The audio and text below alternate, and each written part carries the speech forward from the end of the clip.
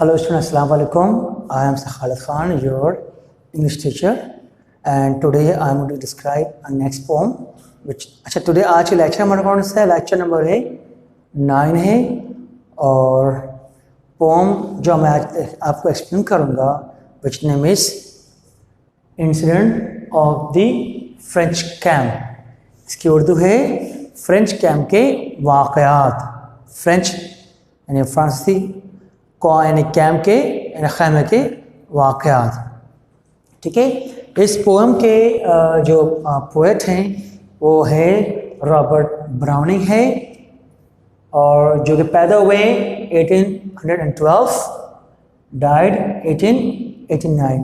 हर pome के मैं poet name bar बार आपको रिमाइंड करवा रहा हूँ ताकि आपको पोम के पोएट, उसके बॉर्न और डेथ आपको याद होनी चाहिए. ठीक है. ये इसके बाद में बताऊंगा. ये डिफ़िकल्ट वर्ड्स हैं. डिफ़िकल्ट वर्ड आपके आते कहाँ बच्चों? पेपर में आते हैं सेक्शन यानी कि पार्ट 4 में ग्रामर पोर्शन में आते हैं. उसमें आपको वर्ड को मैच करना होता है. क्लियर है? तो इन वर्ड्स को आपने स्क्रीनशॉट लेकर आप याद करें. हर पोएम के मैंने डिफ़िकल्ट वर्ड्स साइड में मैं ऐड कर रहा होता हूँ. आपका काम क्या है? इसको याद करना. ठीक है. अच्छा, इस पोम के जो मेन बात क्या है कि फ्रेंच कैम्प के वाक़यात. अब ये कहानी है फ्रांस के बच्चों. ठीक है ना. जंग के बारे में कहानी है. इस कहानी की बुक अगर आपके पास है तो बुक खोलें और ज़रा इसको मुलाक़त फरमाइएगा. कहता है, पोएट कहता है, you know we French storm rat is born.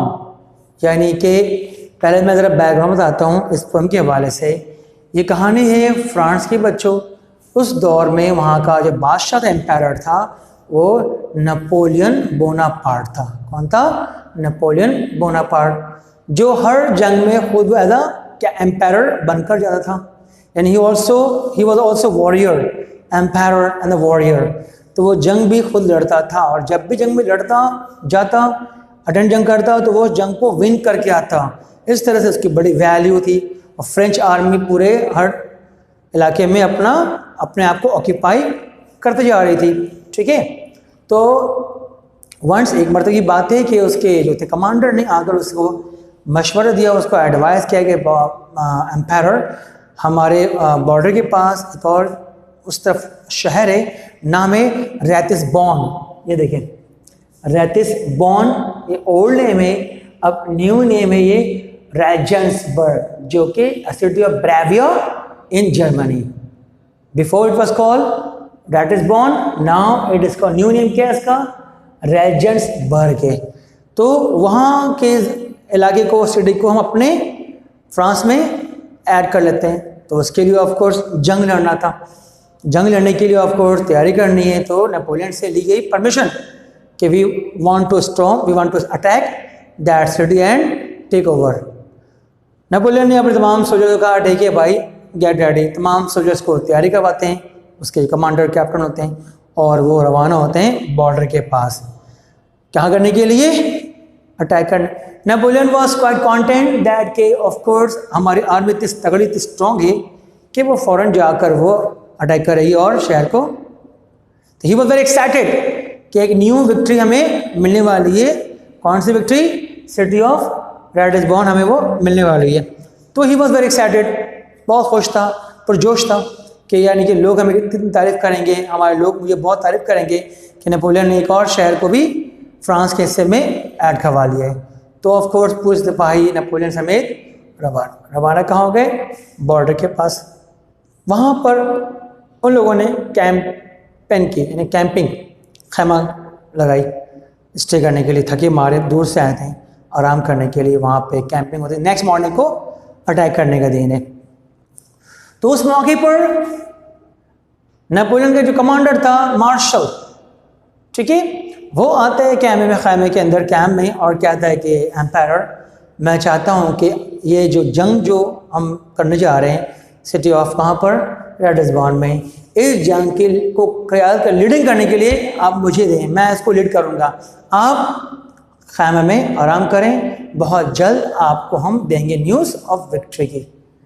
Napoleon ने सोचा कि यार ऑफ कोर्स बहुत छोटा शहर है, हमारी फ़ौज तो बहुत तगड़ी फ़ौज है और जर्मनी की फ़ौज जो है यहाँ पर तो बिल्कुल बरहना में आराम से हमारी फ़ौज इस पर अटैक करेगी और शहर को हमारे, और मैं इसका यहाँ का बन जाऊँगा राजा, और मैं अपने झंडे अपने हाथ से गाड़ के आऊँगा। तो उसने खुशी के मारे अपने कमांडर मार्शल को अलाउ कर दिया। ओके, तो नेक्स्ट मॉर्निंग को नेपोलियन अपने खैमे में आराम कर रहा था और उसकी आर्मी के तमाम बटालियन, तमाम दस्ते ने कहाँ पर अटैक कर दिया? City of Ratisbon. अब उसके बाद क्या होता है, ये मैं जब लाइन्स पढ़ूंगा बुक के तो फिर आपको अंदाजा होगा कि क्या क्या बातें हो रही हैं।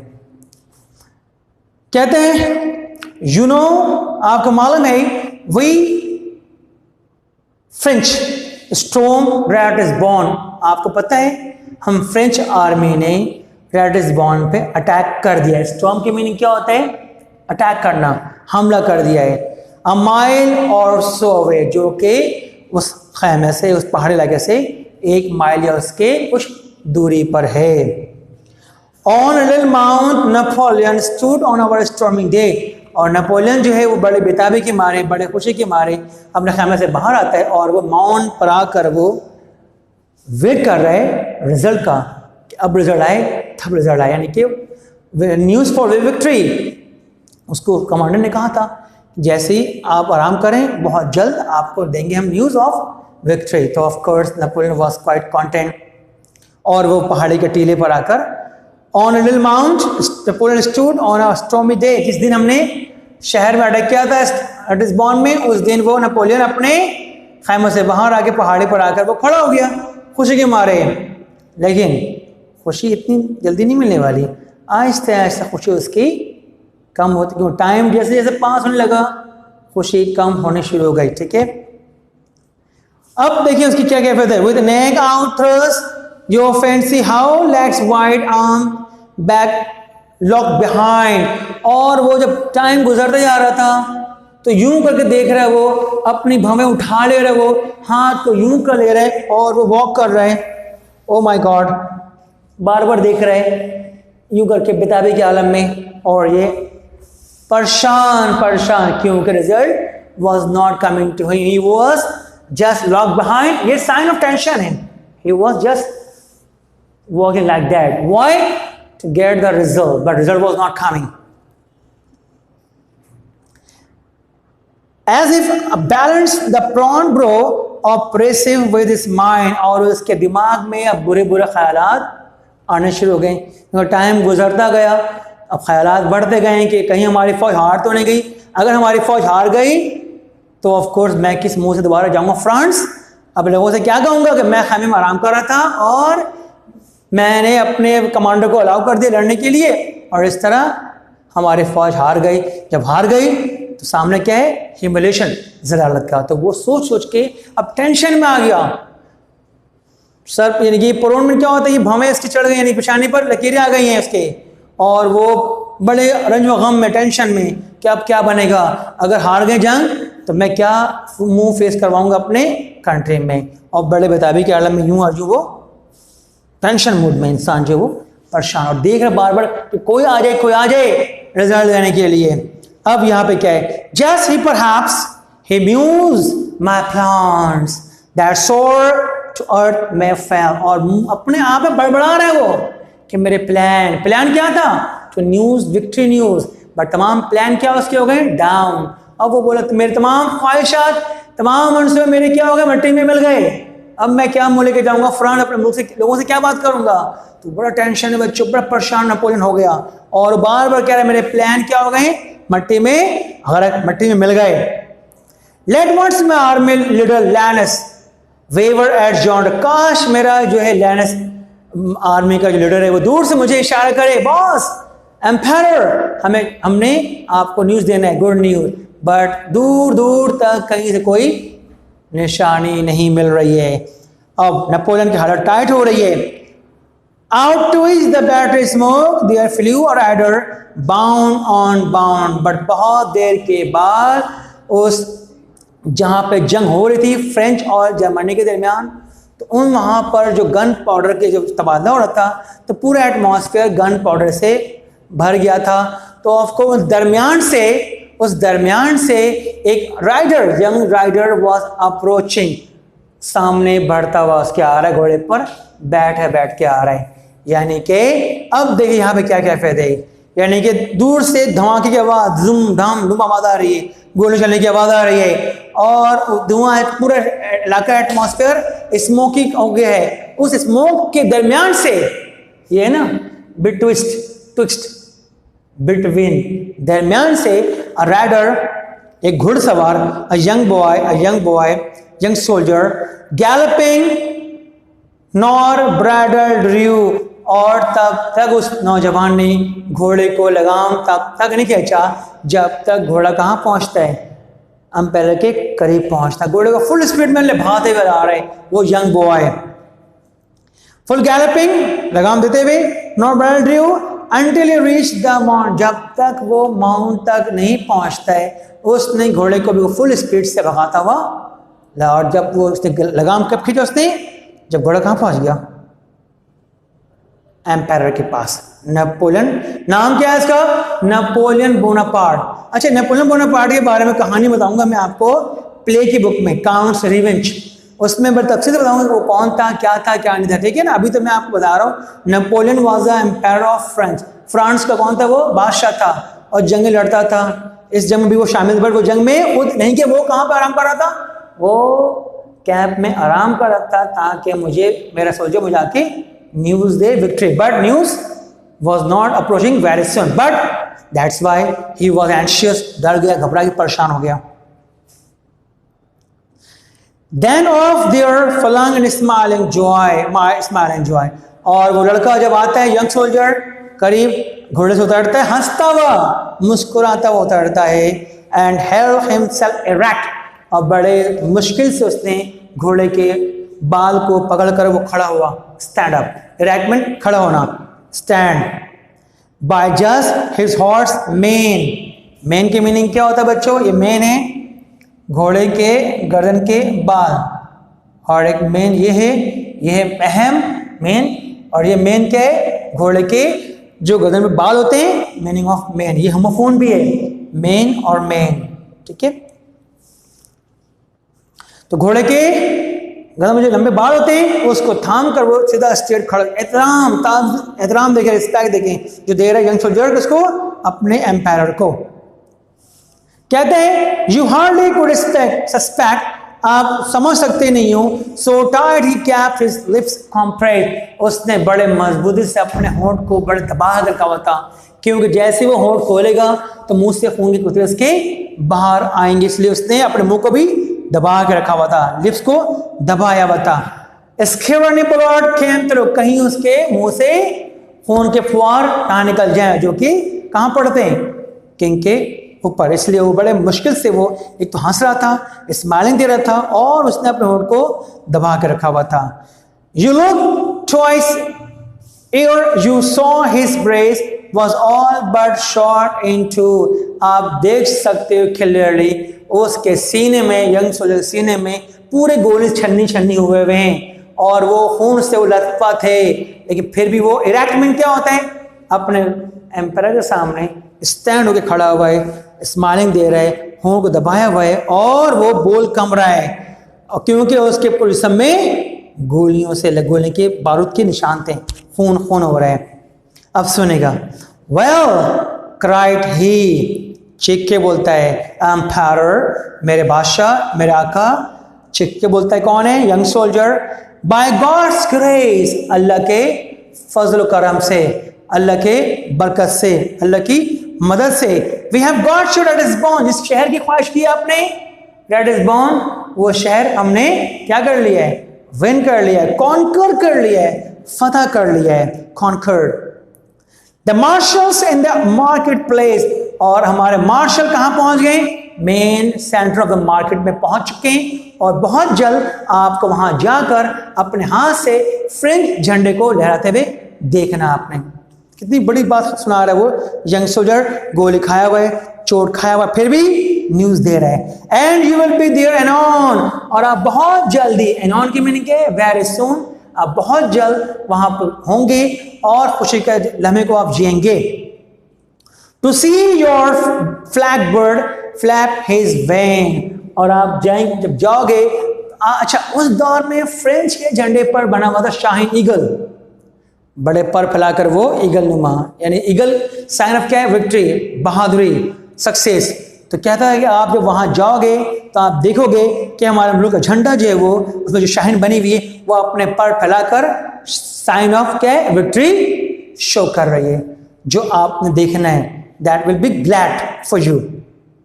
Where I to her desire, और जहां पर आपकी ख्वाहिश थी, जिस शहर को आपको विन करना था, वो शहर आपको मिल चुका है और हमारा झंडा, हमारा परचम उस शहर के दरमियान में क्या करेगा? हॉइस करेगा, लहराएगा, और साइन ऑफ क्या है? विक्ट्री। अब ये न्यूज किसने दी? सोल्जर्स ने। किसको? किंग को। और किंग जब किंग कुछ समय पहले डिसअपॉइंट हो चुका था, उसके प्लान सोच चुके थे, जब ये सुनता है खबर कि ओ माय गॉड हमें तो विक्ट्री मिल गई है, जो वो रो रहा था, परेशान था, खुशी से फूलन समाता है, वो पागल हो जाता है बिल्कुल।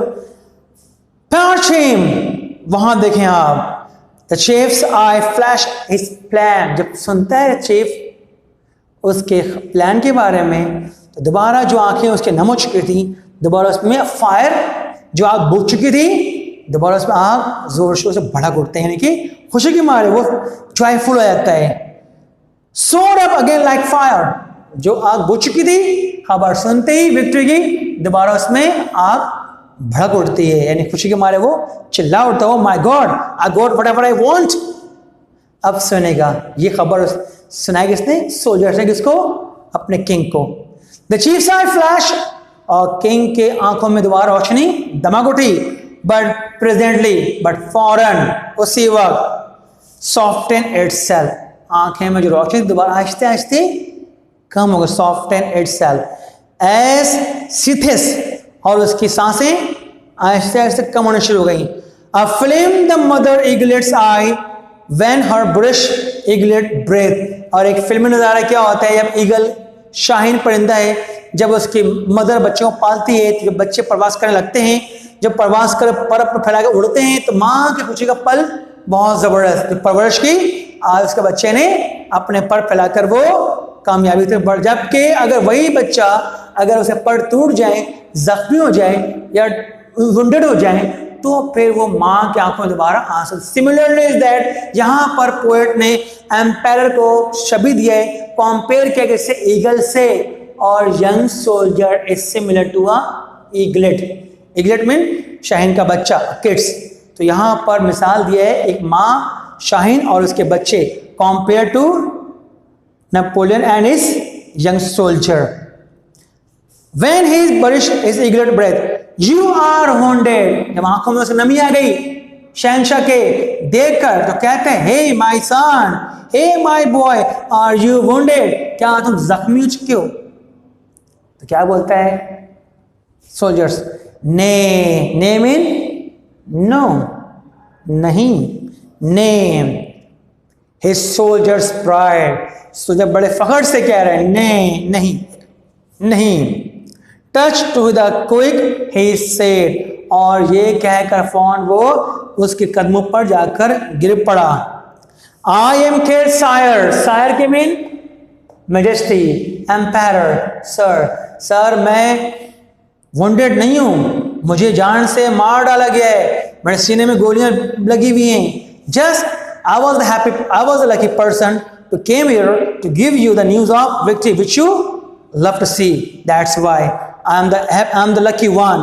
I'm the one who came here to give you the victory news. So that's why I am killed, sire, and his chief beside, और फिर ये कहकर वो अपने चीफ, अपने एम्पायर के कदमों के करीब जाकर वो दम तोड़ दिया। स्माइलिंग, हंसते हुए, अब मर भी रहे हैं सोल्जर, स्माइलिंग करते हुए, ये नहीं कि मुझे तकलीफ हो रही है, मैं मर रहा हूँ, मुझे बचाओ बचाओ बचाओ, बड़े प्यार से, बड़े हंसते हुए, बड़े प्राउड मैनर में smiling. The boy fail dead, और बॉय हंसता हुआ, मुस्कुराता हुआ अपने यानी कि आगे के सामने गिरकर वो जान बहक हो गया। तो ये वाकये को कहा जाता है इंसिडेंट ऑफ फ्रेंच कैंप, जिसमें एक यंग सोल्जर के बारे में बताया न्यूज, जिसमें जो नेपोलियन था वो खुश क्यों हो गया था कि उसे न्यूज बहुत चाहिए था, अच्छी news for victory, but upset कब हो गया, जब न्यूज़ आने में बहुत टाइम, और फिर इत्तेफाक की बात दोबारा न्यूज़ उसको मिली कब, जब वो एक सोल्जर जख्मी हालत में आके उसको आगे न्यूज़ देते हैं, और इस तरह वो दोबारा जो ख्वाहिश थी उसकी वो पूरी हो गई। और इस तरह से वो फिर उदास भी हुआ जब सामने उसका यंग सोल्जर उसके कदमों पे जाकर जहाँ बाग हो गया। तो ये है poem the incident of French camp, जो कि लिखी है रॉबर्ट ब्राउनिंग ने। इसमें जो मेन क्वेश्चंस आते हैं बच्चों आपके बोर्ड में, पहले देख लें इस पोम का क्या है मैसेज ऑफ द पोम। ये मैसेज है, message of the poem is to describe the heroic action, बहादुरी कारनामा ऑफ द वुंडेड सोल्जर, जो जख्मी सिपाही था, वो कम्स टू हिज एम्पायर, जो अपने बादशाह के पास आता है चोट खा के, to give him the news of a great victory. क्यों आता है? ताकि वो उसको जबरदस्त कामयाबी खबर सुना जाए। एंड हाउ ही डाइड, और किस तरह मरता है, अपने एम्पायर के कदमों में नीचे मरता है। एंड देन, ठीक है, अब एग्जाम में सवाल आते हैं, ये है What was Napoleon doing when his troops stormed Ratisbon? Napoleon क्या कर रहा था जब उसकी फौज ने रेटिसबॉन पर हमला कर दिया? क्या कर रहा था बच्चों? He was sleeping in his camp and waiting, and after a few hours he just came out from his camp and just stood on the hill and waiting for the result of the victory, but it did not come. ये short answer आप lecture में भी और notes में मौजूद हैं। What is the central idea of the poem? क्या है सेंट्रल आइडिया? नोट से मौजूद है, इंसिडेंट ऑफ फ्रेंच कैंप। तो ये है इसके मेन सवाल। अगर सवाल आया इनमें से कोई सवाल आ सकता है, ठीक है। तो ये है लेक्चर नंबर 9, पोएट्री सेक्शन है, और इंसिडेंट ऑफ फ्रेंच कैंप में मिलते हैं नेक्स्ट आपके लेक्चर नंबर 10। देखते हैं क्या होता है। थैंक यू वेरी मच, खुदा हाफिज।